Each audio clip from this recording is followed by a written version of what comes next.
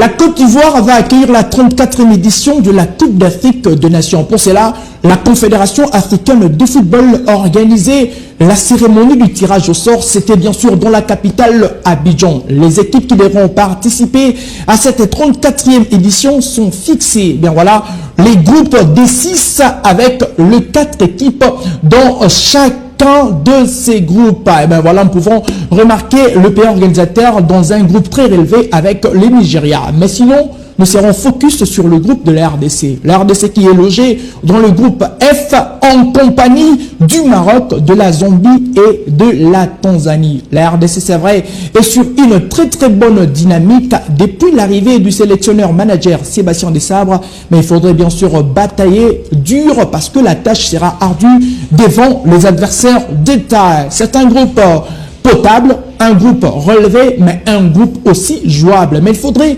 battre un adversaire qui fait d'office de favori pour le sacre final, mais aussi favori dans ces groupes. C'est le Lion de l'Atlas du Maroc. Demi-finaliste de la précédente Coupe du Monde, il faudrait bien sûr sortir les griffes face au Lion de l'Atlas, tombeur de la RDC lors des éliminatoires de la précédente Coupe du Monde. Mais attention, une stat, la RDC avait battu cette formation lors de la CAN 2017.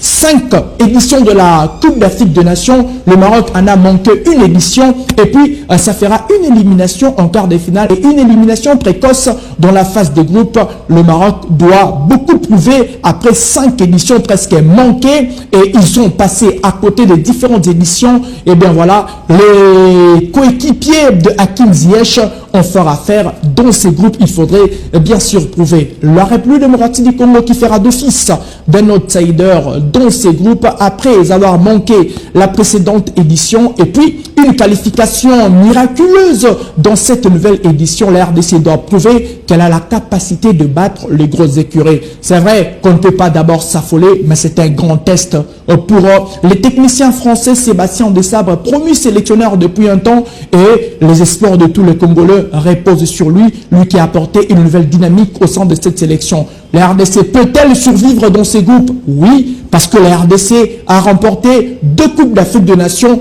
la seule équipe à avoir 2 CAN dans ces groupes, c'est bien sûr la RDC. Il y a un adversaire aussi à battre, prendre avec beaucoup de sérieux, c'est la Zambie. La Zambie a fini première dans son groupe des éliminatoires devant la Côte d'Ivoire avec un sélectionneur qui connaît le football africain. C'est bien sûr Avram Grant qui a entraîné la formation ghanéenne en 2015 et la formation ghanéenne a joué la finale. Ancien sélectionneur, ancien entraîneur de cette formation de Chelsea en 2008.